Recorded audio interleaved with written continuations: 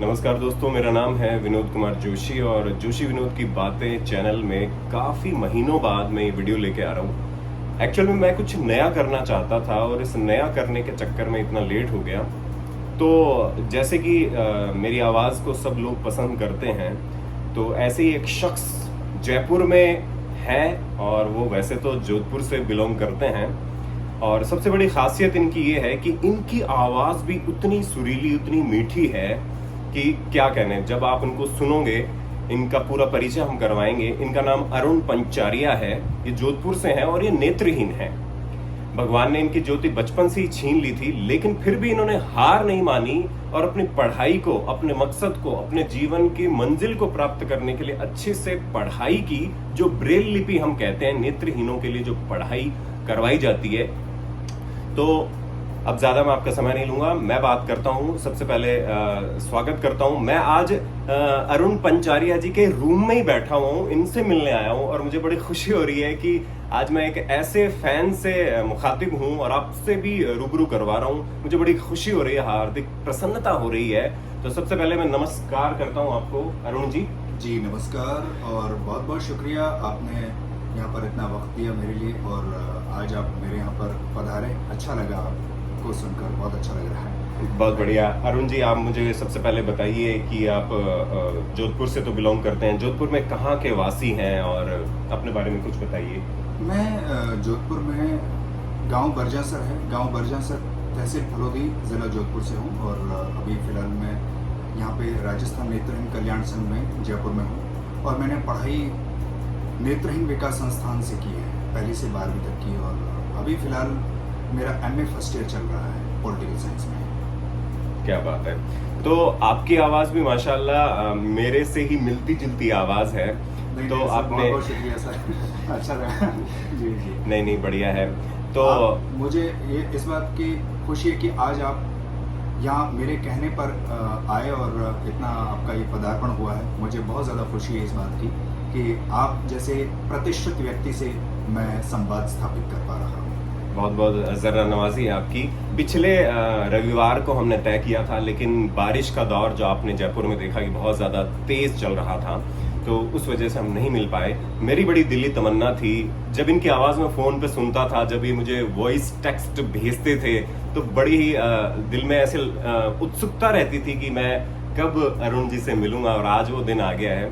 तो मैं जानना चाहूँगा कि आपने पढ़ाई भी की ब्रेल लिपि में, पढ़ाई भी की ब्रेल लिपि के बारे में हम बात करेंगे आगे, लेकिन जो आपका ये आवाज़ का, आपने मुझे वॉइस नोट में म्यूज़िक के मतलब कुछ पीसेस भेजे थे। आप गाना भी अच्छा गाते हैं और आप वॉइस ओवर भी करते हैं और आपने कुछ ऑडियो मुझे भेजे थे, वो मैं दर्शकों से शेयर कर दूंगा, मेरे लिंक में डाल दूंगा उनके चैनल का, जो क्या होता है, लिंक भेज दूंगा। तो आप मुझे बताइए कि आपको ये शुरू से मतलब शौक था या कैसे शुरू कैसे हुआ आपके आवाज़ के प्रति जो आपका खेल है? सर क्या होता है कि जब बचपन में हम रेडियो सुनते तो मुझे पहले ऐसा लगता था कि कोई ऐसा व्यक्ति है जो रेडियो में बैठकर बोलता है, लेकिन फिर बाद में धीरे धीरे मालूम चला कि नहीं, ये कोई दूर से आवाज़ आती है, आकाशवाणी जिसे हम कहते हैं। आकाशवाणी में जो उद्घोषणाएं होती थी उनको मैं सुनता था और जैसे एक मैं नमूना यहाँ पर पेश कर रहा हूँ।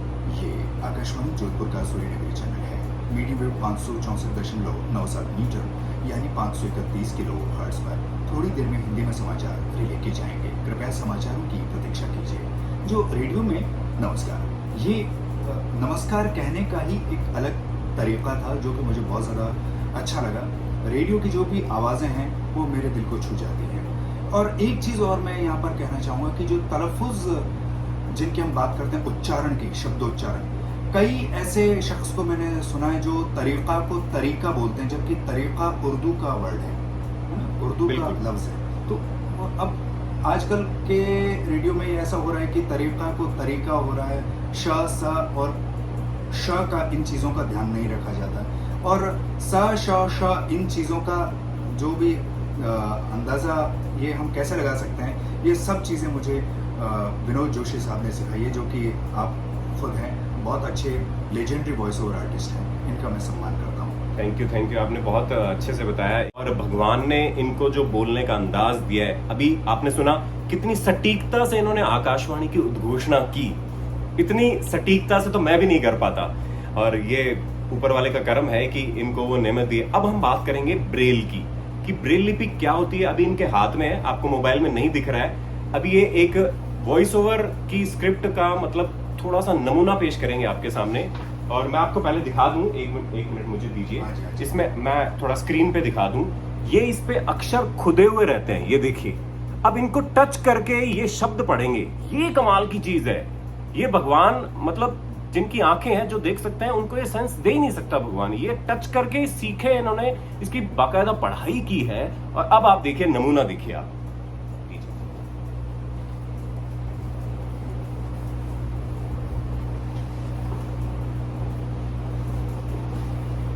जी, तो हम शुरू करते हैं। एक स्क्रिप्ट है, मैं आपको सुनाता हूँ। कानून, वरिष्ठ नागरिकों के अधिकार। माता पिता अपनी जरूरतों में कटौती करके मुश्किल हालात में भी बच्चों की हर सुख सुविधा का ध्यान रखते हुए उन्हें अच्छी परवरिश देते हैं, लेकिन जब बुढ़ापे में उन्हें सहारे की जरूरत होती है तो उनकी संतान को अपने ही माता पिता बोझ प्रतीत होने लगते हैं। इस समस्या की गंभीरता को समझते हुए बुजुर्गों को संरक्षण प्रदान करने के उद्देश्य से 2007 में केंद्र सरकार द्वारा माता पिता तथा वरिष्ठ नागरिक भरण पोषण कानून लाया गया, जिसकी रक्षा हेतु न्यायपालिका काफी कड़ा रुख अपना रही है। सर्वोच्च न्यायालय की राय, बुजुर्गों के कल्याण हेतु 2007 में बनाए गए कानून एवं प्रावधानों के पालन के लिए सर्वोच्च न्यायालय द्वारा दिसंबर 2018 में केंद्र एवं राज्य सरकार को सख्त हिदायत दी गई। बहुत बहुत बढ़िया पढ़ा है। तो अब आप कोई बात नहीं, इसको हम रख देते हैं।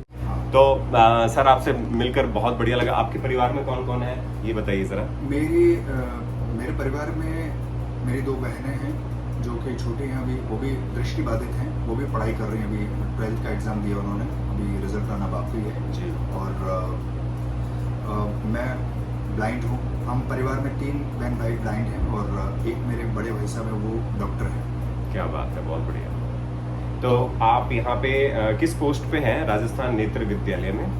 मैं यहाँ पर ब्रेल प्रूफ रीडर के तौर पर, जो ब्रेल मैगजीन पब्लिश होती हैं उनकी मैं गलतियाँ निकालता हूँ। क्या बात है। और आपसे बढ़िया गलतियां कोई निकाल भी नहीं सकता, क्योंकि जब आपसे मिला हूं तब से ही आपके उच्चारणों का मैं फैन हो गया हूं। आप तो मेरे वैसे फैन हैं कि हाँ, आवाज मैं करता हूं, थोड़ा यूट्यूब पे काम कर लिया था मैंने, हालांकि अब तो थोड़ा कम हो गया है, लेकिन मैं आपका फैन हूं आपके उच्चारणों की वजह से। आपके उच्चारण इतने सटीक होते हैं, मतलब उसका कोई तोड़ ही नहीं है। मतलब बड़े बड़े आर्टिस्ट को इनसे सीखना चाहिए। मैं भी सीखता हूँ जब भी कोई नए इंसान से मिलता हूँ, जिसमें से अरुण जी भी एक हैं। इनको कोटि कोटि प्रणाम है। बाकी और कुछ बताना चाहेंगे आप? जी, मैं गज़ल का बहुत ज़्यादा शौकीन हूँ। गज़ल में मैं जगजीत सिंह साहब को बहुत ज़्यादा पसंद करता हूँ, उनकी आवाज़ का बहुत ज़्यादा मुरीद हूँ, तो उनकी गज़ल मुझे बहुत ज़्यादा पसंद। तो कुछ 2 लाइनें हो जाएं गज़ल की? जी, सुनाता हूँ जी।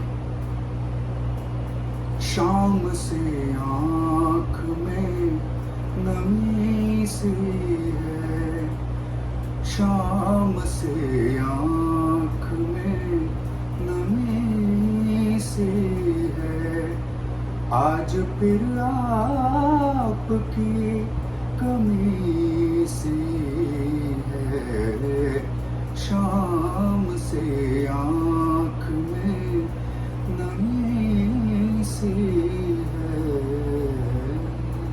क्या बात है, बहुत बढ़िया, बहुत बढ़िया। शाम से आंख में नमी सी है। और दोस्तों, ये ऐसी शख्सियत हैं जिनसे मेरी बड़ी तमन्ना थी। जब इनका पहली बार फोन आया था, आज से शायद साल भर हो गया है, या बिल्कुल साल या 1.5 साल हो गया है। तो प्रजापति न्यूज, ये मुझसे पूछते थे अक्सर आपकी और कौन सी चैनल पे आवाज है, तो मैं बताना चाहूंगा फिलहाल तो मेरी प्रजापति और डिफेंस नॉलेज शो एक करके चैनल आता है, उस पे मेरी आवाज सिर्फ 2 ही चैनल पे चल रही है, क्योंकि अभी AI वॉइस का प्रचंड महासागर आ चुका है, जो बहुत ही सस्ती प्रोवाइड करवाई जा रही है, और हम वॉइस ओवर आर्टिस्ट पे गाज गिर चुकी है। खैर कोई बात नहीं, जीवन का उतार चढ़ाव होता रहता है, परिवर्तन संसार का नियम है। तो हम अपनी बातचीत को यहीं समाप्त करेंगे, लेकिन उससे पहले मैं आपके लिए एक गिफ्ट लेकर आया हूँ, छोटा सा आपके लिए। जी थैंक यू है ना। शुक्रिया दोस्तों, जोशी विनोद की बातों में आज इतना ही।